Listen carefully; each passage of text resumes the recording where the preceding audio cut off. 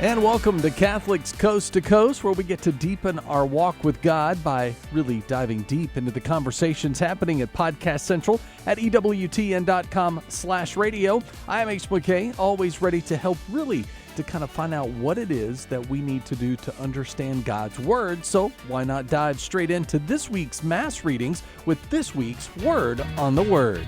In this Sunday's Gospel, we hear about the healing of the leper. He knelt down before Jesus and said, "If you will it, you can make me clean." Jesus touched him and said to him, "I do will it. Be made clean." The leprosy left him immediately, and the man was cured. What stands out to me is how the man approaches Christ. He's filled with faith and accepts the fact that he may not be healed. I think it's difficult to really want something and also understand that you may not get it. And this can be a hard reading for people to hear, especially if they've been praying for a miracle for a really long time, and it feels like God's ignoring them. I'm sure one of you watching has had a health issue or been given a cross that seems too big to carry. And it can be really frustrating to call to God for help and not get an immediate answer. But God does see you, and He hears your cries. He desires to heal us and make us whole again. And even if we're not fully healed in this life, He will make us whole in the next. This week, we challenge you to reach out to someone you know who's really struggling. Ask them if you can pray for them, do something for them, or both. And catch us next time. Bye. Toodles. Well, a better understanding and definitely something that can help lead us into Mass for the weekend. That is Word on the Word. If you want to get previous episodes or make sure you don't miss future ones, check us out, Podcast Central at EWTN.com. As we jump into our conversations with this week's Coast to Coast, Fierce is talking about how we can stay focused on the task at hand. I know if you're like me, multitasking is probably an art form, but refocusing ourselves for our mind and our spiritual growth. Let's dive into this week's episode of Fierce on Catholics Coast to Coast. This season, we're talking about the IT factor, the toolbox of attributes beyond your skills, drills, and stats. Whether you're looking to be a standout recruit, a leader on your team, or be an influence beyond your athletic career, these topics will help you become the best athlete and person you can be. We're going deep to discuss how to grow in virtue and strength, ultimately becoming a fierce athlete. Welcome back, everybody. This week, we're going to be talking about focus. I have with me Samantha and Danae, and we're just going to get right into it. So let's start with, what is focus? I mean, it's pretty self-explanatory, I think, in a lot of regards. But something that I think is key to having focus is you have a goal. Mm-hmm. There's something that you want to achieve, whether that's in your sports career, in your personal life, in your academic life, and everything you do, right, becomes kind of honed in on that goal, and oriented towards that goal. And I think focus with major goals has to kind of pervade all aspects of your life. Yeah, absolutely. I mean, focus, I think we've all been in that game or that situation where things for some reason are just spiraling, maybe, like maybe your team's having a rough time and like it's something we've all heard, like, your coach telling you like, get focused, like stay focused. Yeah, like redirect. But Sam, I think you're right. It is all coming back to having a goal, right? And then, mid-game, maybe that's, hey, our goal is to win. Yeah. Let us come back together, refocus, kind of shake off mistakes that may have happened and refocus. Taking that time out, regathering, focusing on our goal to win the game and what we have to do to accomplish that goal. Yeah. I also feel like you have to have a lot of self-control when it comes to having focus. I know for me personally, I'm working with my spiritual director right now, and we're talking about how the first step in terms of like achieving your goals is to be aware and pay attention. So stopping for a second and thinking about your thoughts, and is this going to make me go towards the higher, or is it going to keep me where I'm at? I like that pay attention, because we were talking earlier, the idea of focus, it is self-explanatory, so we have to be focused to reach our goals, but what is I guess, pulling us away from that focus is just all of the distractions, that are everywhere around us, and that like pay attention, that like be in the present moment and kind of tackle what's right in front of you, I think is a huge life lesson, something that we have to just keep relearning how to take one step in front of the another and tackle that first thing in front of us. Pay attention, stay focused on what's right in front of you. Yeah. And you make a good point, right? Our world is probably more full of distractions than it ever has been before. I mean, I'm just even thinking of the simple example of you're at your game, and now you have like media clips being played before and after. You're being constantly filmed for social media. You have fans there. You have all the advertisements and flashing things around you. You have what the other team is doing, how they're reacting, what the ref is doing, how he's acting. In your own mind, you have the distractions of, well, now I have these sponsors that I have to play well for. And that's just surrounding a game. I mean, we look at the greater culture, it's access to social media. It's, the distractions going on. If you're in college, what everybody else is doing on their weekends, they're relationships, friendships, boyfriends, there's a lot of things that are competing for our attention. Definitely. And, it's like, okay, yeah, I recognize that. Well, how do I just stay focused? Danae, you said it. It's something you actually have to practice.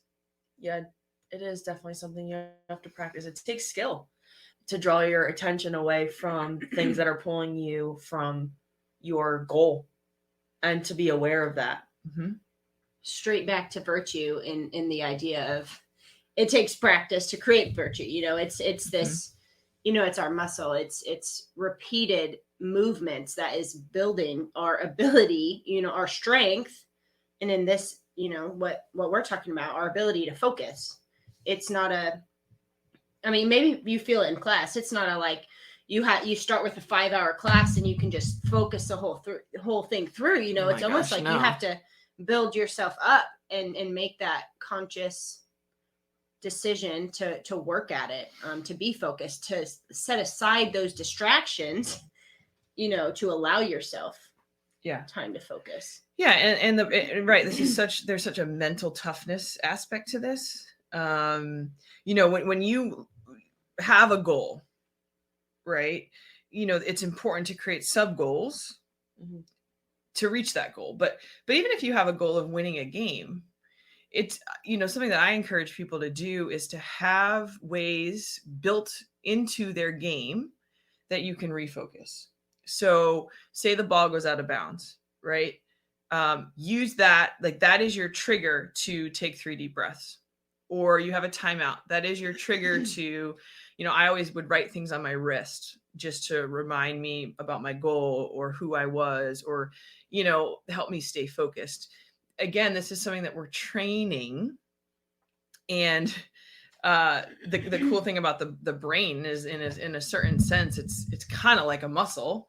It's something called neuroplasticity, that we can actually train our brains to be focused. Now, again, we have, a short attention span that's being developed by things like TikTok and things. So a 5-hour class to a lot of people is hard. I heard from a 14-year-old recently, like, oh, I can barely sit through a full movie because I'm used to the 1-minute clip on TikTok. And it's like, okay, that is your reality. Like that's what you're battling now. Are those things helping you be able to stay focused through an 1.5-hour game? If you can't sit through an 1.5-hour movie, are you going to stay focused through an 1.5-hour game? Tennis match, am I right? Oh gosh, whoever just watched the U.S. Open, 3 to 5 hours those games can be. Yeah, I think the best, talking about focus in the middle of a game, and that's a great thing to think about, versus like a timeout or those spaces when you can pull yourself back in. But it's so in a lot of games, you have that space of, I think the best coaches in sport just talk about like being present, like taking, because you don't eat your full meal in one bite, right? You kind of take small bites. You try to focus like so intensely, so diligently on each and every point, like, or each play. Like, if you focus on each play, and then when the play's over, like, break, rest, reset, and then go back to focusing on the next play, that is when you will maybe piece together a full game of intense focus and probably a win, I would say. Yeah, and I would think a race. Yeah, I was thinking that also. We break races down with rowing in terms of 500s. So a full race is 2,000 meters, and you break it down by 500-meter chunks, 4 of them. And when you think about that, it makes it easier for your mind to process, but also your body to respond to that overwhelming feeling of, I don't know physically I can get through 2,000 meters pushing myself that hard. So it allows you to develop different focuses to have the ultimate goal of having the fastest race possible. And I think that's a great example, right? Okay, so you have a 2,000-meter race. Each 500 meters has a different focus, right? So the first 500, you're out of the gate, you're going real hard, and then you're kind of settle into your race pace, and then each 500 has it. And then, the last 500, it's like all out. You're going hard, so each has its own focus. And I think that's a great kind of small analogy for our greater goals. So say your greater goal is to become a starting player. Okay. That in order to do that, you have to become faster, and you have to have better, you have to work on your shot, and you have to have better ball control. Okay. So that's your big goal. Your sub goals are to become faster, to have better ball control, and have a better shot. Then you can take each of those 3 goals and every week break it down, right? So this week I'm going to do, this amount of extra sprints, and I'm going to do this downhill work to work on my speed. I'm going to do this skill, this set of skills, and I'm going to, go out and shoot 100 free throws after every practice. That's and then you have a mini focus in order to build to that greater focus, and that big goal becomes then kind of you're already manageable, chewable. You're already accomplishing the greater goal, because as you tackle these smaller goals, it sets the foundation for you to be able to reach your big goal. And I think like focus begets focus. Like you achieve these small things, that's going to help you focus on the next step, right? One play, one goal at a time. Yeah. I mean, we're always building, like we are always, gaining muscle strength. Like, I feel like it's just layering, like focus on focus, right? You don't, even in week to week, as we're going through these attributes, hopefully by the end of week 10, like we've gained because we're building on each other. And I feel like that's how we kind of approach life, right? You try to tackle small things and to make yourself as whole as you can. And it's like virtue, right? When you're growing, you're going to grow in that virtue to be able to, because focus requires you to say no to a lot of other things, which I think is something in our culture we don't do well with. Right. Saying no to people, saying no to opportunities. But if you have this goal, right? If you have a goal of, I want to get faster, and I'm going to make a goal to get up at 6 a.m. and run extra sprints. Well, then the night before, when somebody asks you to hang out, you have to say no, because you know that you have to get a good night's sleep, or you see that you're tired throughout the week and it's affecting negatively your goals. Well, then I have to make a goal to sleep 8 hours a night. Everybody should be doing that. We live in a very sleep deprived culture. Seriously, very sleep deprived culture. The number one reducer of stress is 8 hours of sleep at night. Sorry, I'm get off my pedestal on that one. But and in the distractions of the college culture, the distractions to really your soul, and we'll shift to the theology in a second, but you have on the college campus, or even in high schools, even in the greater culture, when you're not striving for just a greater holiness, what's competing for your attention? It's drinking, it's sex, it's power, it's money. Like those 4 things are really like trying to distract our souls from our eventual goal. Yeah. Of heaven. I mean, that is our ultimate goal. and it should be, so how are we breaking down kind of yeah, our sports life, but also our individual life and our spirituality? How are we growing?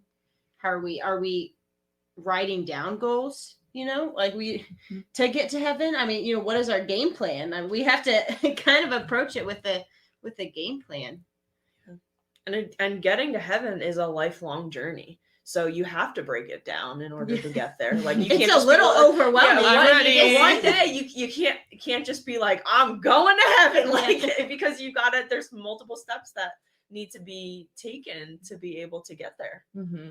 And that can be overwhelming, right? You look at that and you're like, wait, what? Yeah. But the beauty of that goal is you have the Lord with you in it. Yes. So it's not, well, I mean, I'm going to get to heaven and this is how he wants me to get there. I'm going to choose these goals. It's okay, Lord, what is your will for my life? I desire to be with you in eternity. How do you desire for me to get there? And he's laid out a pretty beautiful path of the commandments and scripture and the sacramental life that'll help us get there. But each of us individually has our own path. We have our own struggles we have to overcome, our own areas we need to grow in virtue, but also our own strengths and our own ways that the Lord is calling us to serve him in order to grow closer to him, and also in order to bring other people into just even the framework that of, wow, my life's not all about me and achieving, money and power and fame. It's about this ultimate goal of heaven. Yeah, absolutely. And I am so thankful that he's like merciful too, because I mean, we're talking about focus and how easy, whether it's in class, in that longer class or in our sport, that our mind is just not focused, and we're distracted. And oftentimes I feel myself in prayer or whether I'm at mass, like wandering, so I thank the Lord for his mercy and just his desire for, to just pull us back closer to him. And he's so forgiving and loving. Mm-hmm. Yeah. Something that a spiritual director kind of told me that was so helpful is he encouraged me to identify in terms of this, right? Because how many times do we go to mass and we totally are somewhere else when the consecration is going on? Like we're mentally thinking about practice or right. The readings have gone by and we don't even know what they were about. Right. So in regards to that, but also in regards to how many times we go into prayer or we try to pray and it ends up, we're thinking about this and we're thinking about that person. We're thinking about all the things we have to do. So what he told me is identify your primary, your secondary, and your tertiary distractions. So what are the primary three things, the top three things that compete for your attention when you enter prayer? And it might take you going into prayer. Like say I want to pray 15 minutes of silent prayer. Something I would encourage everybody to do. Get 15 minutes of just not reading, not, it's important to read scripture and do all these things and pray the rosary. But I'm talking about 15 minutes of just you and God, just sitting there, just talking, right? And that is when, oh man, the thoughts come in, the distractions. Identify what those things are. So for me, the first was my phone. Yeah. Because it'll buzz. And what does that do? I'm in prayer and all of a sudden. So I stopped bringing my phone and my Apple Watch into prayer.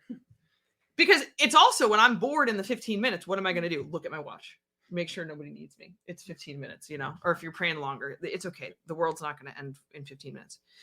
And if it does, God's going to take care of you where you're supposed to be anyway. So there you go. So the first is, mine was phone. The second was, my to-do list. So I was thinking of all the things I had to do. And the third was other people. Yeah. Which is a great thing when God brings people onto my heart. But it's like, okay, I will remember to pray for that person or bless that person. And we kind of put it aside. Or the to-do list. Sometimes I would just, in the beginning, I would go through my whole to-do list in my mind and I'll just give it to Mary or give it to the Lord and say, okay, there's all that. Now let's really talk. But those were my three things. But being aware of them allowed me to, it's like, oh, when I see one creeping up, it's like, oh no, that's one of my distractions. Let's refocus here. Being aware of them allowed you to try to avoid them so that you could increase your focus. How to increase your focus? Silence. I think that's huge. Yeah. You brought up silence and prayer and just throughout the day, because we do not get a lot of that. No. And right. We've talked about the body and the soul affect each other. if I have a peaceful, silent soul, it's going to allow the rest of my life to be balanced and focused. And I guarantee you that. And finding that peace will help you to focus. And I mean, that will just seep into every part of your day, whether you're in practice, whether you're playing a game, whether you're at mass or whether you're in prayer, you know, or even just hanging out with friends. Like, you are more focused on them and building that relationship, which again is all pointing us towards that ultimate goal of heaven. Yeah. So as we wrap up, we would just love to give you our verse, and then we got a takeaway, but I just decided I'm going to add another takeaway. Okay. So that's a little bit of a curveball for the ladies next to me. But I'm excited about it. So here we go. All right. So we have 1 Peter chapter 5, verse 8. Discipline yourselves, keep alert. Like a roaring lion, your adversary, the devil, prowls around, looking for someone to devour. Mm-hmm. And that's the reality. Like, when we get distracted, one of the devil's biggest tactics is distraction. And that it totally is. Yeah, and that next line, I believe it reads like, resist him. Yeah. It says resist him, solid in your faith. And what is, that's resist what we're him, doing. like refocus, bring your focus back to prayer, back to growing in your faith. Mm-hmm. Yeah. Okay, would you like to give our first takeaway, and then I'm going to throw the curveball takeaway in? All right, this is fun. Our first takeaway is just a challenge for this week. Set goals. You know, it's hard to be focused if you don't have a focal point. You know, we need to be moving in a direction towards something. So set a long-term goal for yourself, and then set 3 short-term goals that will help you accomplish eventually that long-term goal for this week. Ooh, that was a tongue twister. Yeah, and write those goals somewhere. Yeah, so you can see them every day. Keep yourself accountable. Tell somebody else. Tell your friend. Yeah, you can. I love like a good dry erase marker on the mirror. Yes, that's a good one. Sticky notes. I love I'm a sticky notes. I'm a sticky note. Put it on your door. Mm-hmm. So you see it a couple times a day. Yep. So that's our first. So long-term goal and 3 short terms for the week. Mine is a social media fast. Like, I was just thinking, like, why are we such a distracted society? And all it took was you saying, be present with your friends. And it's like, how many times do I go to a restaurant and I see just people sitting across from each other on their phones? It hurts my heart. It hurts. It does hurt. It hurts. So whether that's setting a literal physical, time limit on your social media on your phone, I have that. Or it's like, you know what, this week I'm going to fast from social media for the week. Yeah. And really see what that allows you to then focus on. But it also will allow you with your long-term goals. You didn't spend 6 hours on TikTok today. Somebody said that recently. 6 hours on TikTok, they found out, in a day. You didn't spend even an hour on TikTok when you could have been sleeping, studying, out practicing more, doing something that would help you achieve your final goal. Curveball takeaway, Sam. I love that. You're welcome. Sometimes you just get inspired, and then you're able to hear the Spirit because you're focused. I actually have an app if anybody wants to use it, in terms of, because I am constantly on a social media fast. It's called Days Without, and at first you type in like what you're like essentially like fasting from. It was for smoking, like, originally. So you can see like how many days you've gone without it, and I think right now I'm like on like day 90 something without it. That's awesome. Yeah. Are you happier without social media? I'm so much happier. And the other thing too is that at first I was very conscious of how many days I was at, because I was like, ooh, I was just like, I want to go on it, like, and stuff like that. So I would look and I'd be like, oh, it's only been 3 days. But now I'm not even aware of it. Don't even miss it. Well, it becomes a habit at that point. Yeah. Cool. Well, this has been fun. This has been a nice, focused, short podcast. Please leave us a review. Please leave us a comment. Please help, share your goals with us. We'd love to hear what you are making as a goal for a long-term, ultimately heaven, but also your athletic goals. and how you're breaking those down. And if you need some social media fasting accountability, I think when we release this episode, we'll make it fasting week, right? We got you. So thank you all for listening. God bless you. You know, we're praying for you, and we will see you next time. Working together physically, mentally, and spiritually through the verse of 1 Peter 5:18, where we discipline ourselves, learning to be like roaring lions. You want more on this episode from Fierce, or maybe things you might have missed, check us out, Podcast Central at EWTN.com/radio, so you don't miss what's to come, and also to share it with your friends and subscribe wherever you like to listen to podcasts. I am Ace McKay. When Catholics Coast to Coast returns, Adventures in Imperfect Living helps us to understand what we can learn from life when it gets hacked, and literal and spiritual. We'll get to that coming up next on Catholics Coast to Coast. The destination for great Catholic audio programming is EWTN Podcast Central, featuring the best of EWTN radio, as well as faith-filled podcasts from our friends and affiliates across the nation, all in one place, all free. If it's central to the faith, you can find it on EWTN Podcast Central. It's like podcast heaven. Visit EWTN.com/radio/podcast today. Hey folks, welcome to another episode of the program. My name is Greg Willits from RosaryArmy.com. And I'm Jennifer Willits, his wife. Hope you're doing well. Make sure, if you haven't already, to subscribe to this channel. Just click the little buttons and the notifications and all that thing. We love hearing comments from you. We've gotten some really nice comments recently from folks, and it's always very edifying. And this is the value of making real life friends in real life places, because these as they're listening on to YouTube, as they're listening to people that they've never probably met before. Okay, but take advice from us, but not from all of the other imaginary people in your life. But there are real life people in your little circle. Okay, there is value to making deposits, using a financial term here, making deposits in real friendships, because one day you might actually need their help, and they're there for you. And so I knew I had a friend on the inside of my bank, and I just went to him saying, listen, I think I'm in trouble. I didn't even know I was, but it's like, I think something is compromised. Will you please check my accounts? We're on the way to meet you. But in the meantime, I don't want to waste any time. And that was a very good move that I made, because obviously he stopped everything. He checked it, and he saw problems right away that needed to be fixed. And so they were like Greg just said, they were fixing things, and nothing was taken.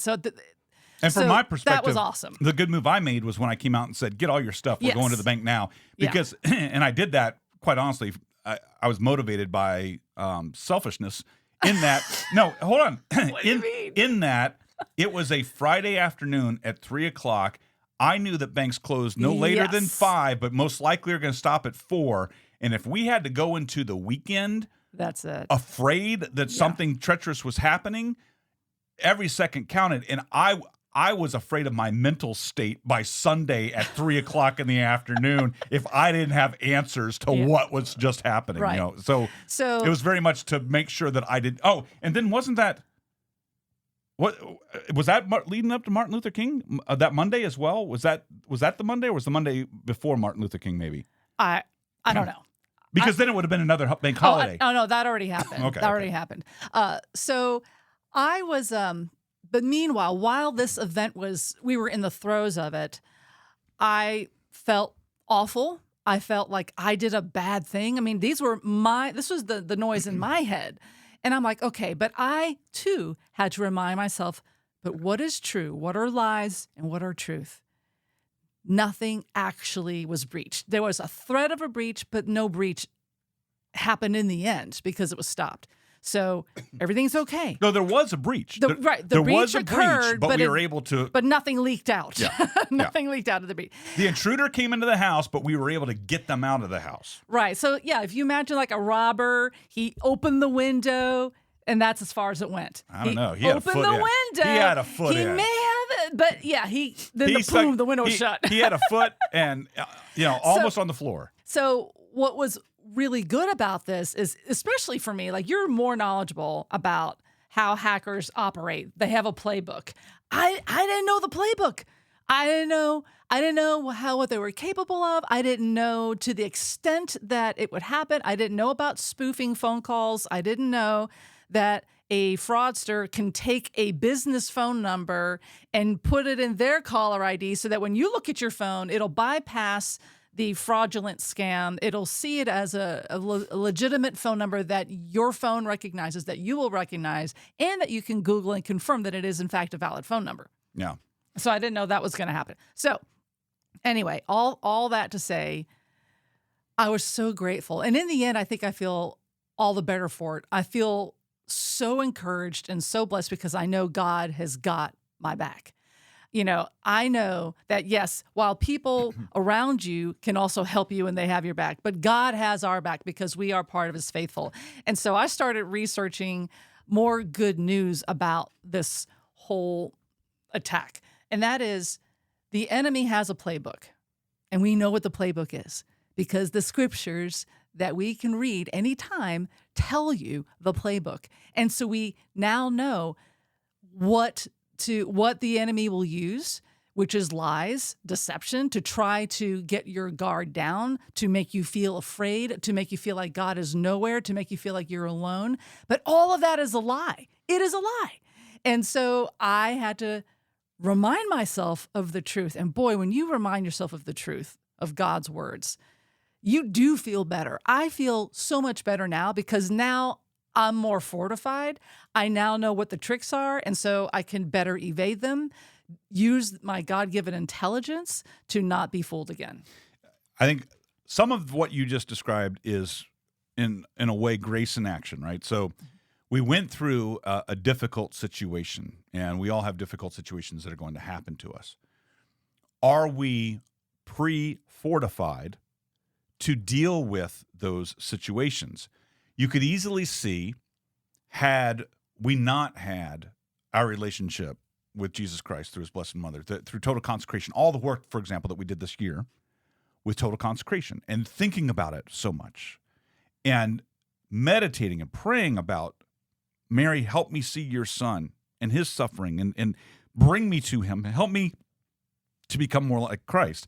Had we not done that, how much easier it would have been at the moment of the attack to immediately fall into what? Into despair.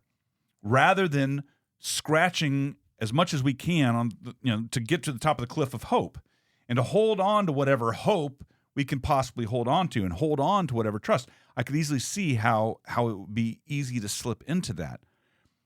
One of the other things that I have noticed is, so it's been a couple of months since I've actually had an opportunity to go to confession. Tried to go this past weekend and it didn't happen. I've been wanting to go. Not that I'm necessarily in a state of mortal sin, but I am very much feeling not empty of grace, but very much a depletion of the grace of the sacrament of reconciliation. What this incident brought forward were some of the areas of my tendency to sin. So I actually just talked to my therapist about this morning. The level of anger. Well, he placated me and said, okay, but this is a righteous anger that you're feeling right now. I said, yeah, but I said, I'm going to be 100% honest. I was imagining wanting to do violence upon this person who did this to us. Mm-hmm. So it went beyond just, how dare you do this, to, if I saw this guy wanting to take him by, the shirt and just go and bash his face in. I don't know if I actually would, but there's a great desire and temptation to do that. Well, what does that show, right? That showed an area that I still need to work on.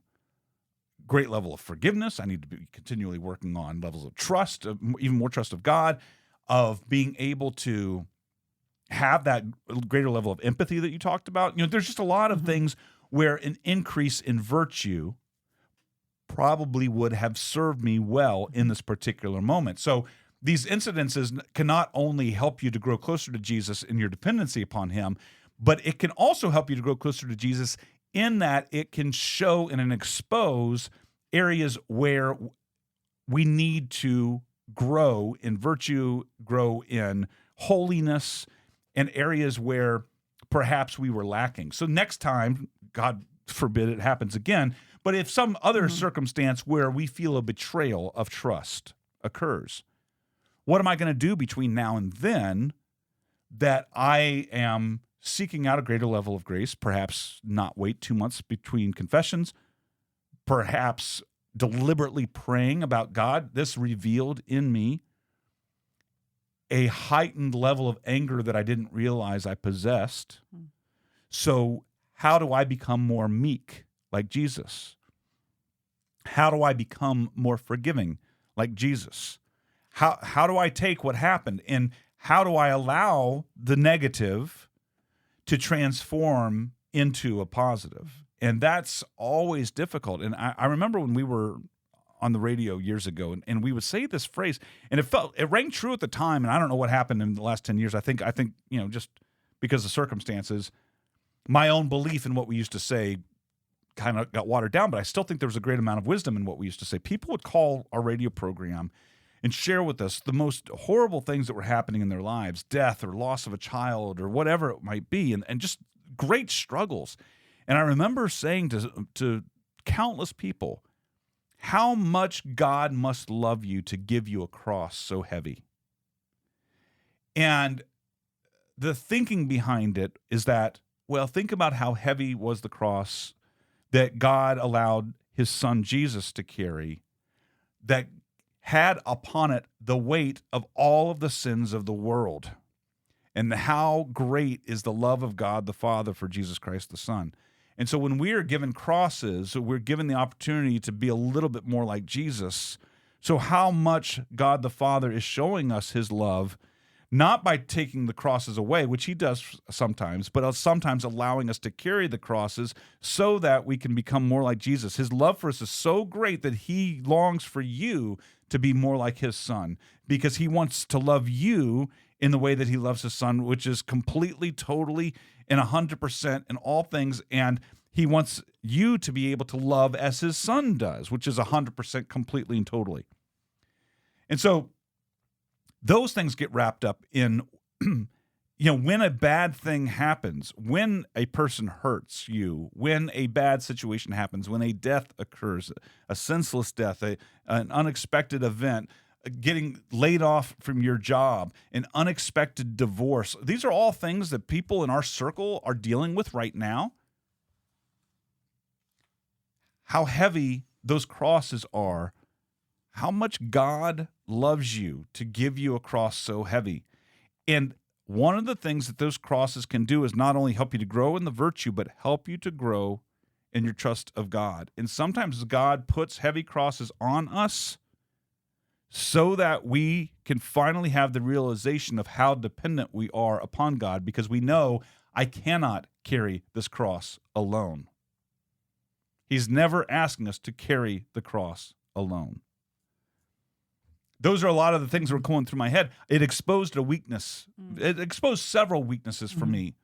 And I think that I've kind of slipped into a little bit of melancholy over the last few days because I don't like what I see in some of my reactions, particularly my thoughts. And so this exposed those things. And so part of me wants to get angry at the scammer all over again. Just like, see what you're making me feel right now. It's like, well, but maybe you've done me a service. Right. And a lot of the last couple of days have given me time to sort of further reflect on actually something that we did a show maybe last year, the last 2 years, when we spoke with Father Timothy Gallagher for the book, Spiritual Exercises, Discernment of Spirits, as promoted by St. Ignatius. Yeah, but he's a spiritual exercises. But, Father Timothy Gallagher, he's done a whole bunch of Discernment of Spirits books. Okay. But on one of them, it was another description of a playbook of how the enemy likes to attack us, beat us down, but also how God is constantly trying to bring you back, and how he's also trying to keep you on the path of righteousness. And so I was reminding myself of some of the discernment of spirits to refresh my mind on, okay, what are some of the tactics again of the enemy? Because if you don't really read it that often, you might actually forget, and then your guard is down. But one that actually made me feel a little bit affirmed was this tactic here that I'll share with you. When the fundamental direction of a person's life is moving toward God, then the enemy's tactic is to bite, sadden, place obstacles, and rob the peace with lies on that person. Okay, that's from St. Ignatius. When you have a person who's basically toward God, he's living for God, he's in a good place, when you're that person, the enemy is going to attack by biting you, robbing you of your peace, and making you feel like, see, God isn't with you. God isn't with you. And I thought, that was a little bit of what happened to what I perceived to happen to us in the last couple of days. And so with that, it led me on another, not a rabbit trail, but going back on God's words, because Ephesians chapter 6, verses 10 through 20 is a wonderful description of the armor of God. It's the whole armor of God. And in Ephesians, I knew it was in there, but it was this reminder of, okay, why is it armor? Why is it called armor? Because we're in battle. We're in spiritual battle. We need to protect ourselves from the enemy because the enemy fights dirty. And so I reread those scriptures once again. And in fact, if you permit me, I'll read it now. If you haven't heard this in a while, it's a great reminder of the armor of God, but also how the enemy fights. And it's only like 10 scriptures, so it won't take long. 10 scriptures. 10 verses in this scripture. Okay, this is Ephesians chapter 6, verses 10 through 20. Finally, be strong in the Lord and in the strength of his might. Put on the whole armor of God, that you may be able to stand against the wiles of the devil. For we are not contending against flesh and blood, but against the principalities, against the powers, against the world rulers of this present darkness, against the spiritual host of wickedness in the heavenly places. Therefore, take the whole armor of God, that you may be able to withstand in the evil day, and having done all, to stand.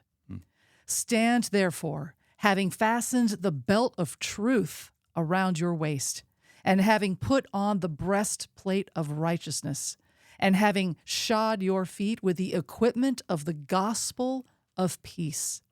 Besides all these, taking the shield of faith, with which you can quench all the flaming darts of the evil one, and take the helmet of salvation and the sword of the Spirit, which is the word of God.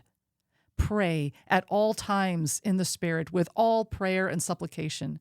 To that end, keep alert with all perseverance, making supplication for all the saints, and also for me, that utterance may be given me in opening my mouth boldly to proclaim the mystery of the gospel, for which I am an ambassador in chains, that I may declare it boldly as I ought to speak. So, and then that scripture led to the final one that I would love to share with you, because the Psalms are amazing. And there's like a psalm, I feel like, for every emotional situation that we feel. But what I really wanted to be reminded of in these last couple days of was God's assurance that he's got me. And sometimes when you feel attacked, the lie is that no one is protecting you. That's the lie that you want to believe. But scripture tells you the truth. And it can be found in this particular psalm of Psalm 121, which is 8 amazing verses of assurance, which I will share with you now. I lift up my eyes to the hills. From where does my help come? My help comes from the Lord, who made heaven and earth. He will not let your foot be moved. He who keeps you will not slumber. Behold, he who keeps Israel will neither slumber nor sleep. The Lord is your keeper. The Lord is your shade on your right hand. The sun shall not strike you by day, nor the moon by night. The Lord will keep you from all evil. He will keep your life. The Lord will keep your going out and your coming in from this time forth and forevermore. My help is in the name of the Lord, who made heaven and earth. That was something that that particular phrase was something that I never heard on a regular basis until we moved to Colorado. then Father Jim, who was the vocations director at the time, and his office was on the same floor as mine, and sometimes he would join us for praying the Angelus or something like that, or some other thing that we were doing. And whenever he would lead a prayer, we'd get to the end of it. He always said, "Our help is in the name of the Lord." And I remember at first going, What do I say? "What is this?" This is like an advanced Catholic test. And then and then praying the Liturgy of the Hours on a regular basis. You read that psalm on a frequent basis. Our help is in the name of the Lord who made heaven and earth. Who made heaven and earth. So one thing that I didn't tell you was I actually went back to the bank today. I had a little bit more business to conduct. And I saw that same wonderful gentleman who helped us so much the other day when we were going through this terrible scam situation. And he was so happy and eager to help me. And he goes, guess what? A couple days ago, another lady came in here. The same exact thing happened to her. She got the phone call, emails, all under the guise of being this banking institution. And I just thought, wow, that's way too soon. That's what I thought. This was like a crazy event. So yeah, please be on guard. One of the things that we did immediately after, because you start. Here's the other nefarious thing, right? In a situation like this, it's so easy when you are the victim to want to place additional blame on yourself, more blame than is even necessary. So I immediately was like, okay, so they were able to get a lot of personal information about us. So what happened? How did that happen? And, when we went to Columbus just recently, and again, I need to come up with a better word than paranoid. I'm just cautious, right? I'm very cautious. So when we were at the airport, I normally don't get on public Wi-Fi systems. But for whatever reason, I just did. Oh, well, I know why. Because our flight was delayed like 6 hours. And I'm just like, I don't even care anymore. I mean, that really was kind of my idea. And I'm like, I wanted to watch this. I want to finish watching this documentary I was watching. I'm just going to hop on the public Wi-Fi and watch this, right? Okay, well, that doesn't seem bad. And at one point, I paused and I went to the restroom and I came back. And when I came back, I walked past a guy on his laptop. And he had his laptop open. And I just saw he was a coder. I just saw all sorts of code. I don't know what he was coding, but I could just I recognized a screen of what a coder screen looks like. And I immediately went, this is the kind of thing where people can sit in public areas where there's a public Wi-Fi and there is software and there are methodologies for scanning network traffic on a given network. If you're on the network, that traffic can be scanned. And so someone could be looking and keeping track of every website that you go on to, every place, or and there are ways of capturing what you're doing. And you'll see this like even in your own neighborhood, for example, right? Pull up your Wi-Fi. How many of your neighbors' Wi-Fi systems or printers pop up? Oh, that's true. And you'll see printers of your neighbors, like, printing paper, right? And oftentimes, if you look at the Wi-Fi, there's no lock next to it. Theoretically, it would not be difficult for you to jump on your neighbor's printer and print something to them.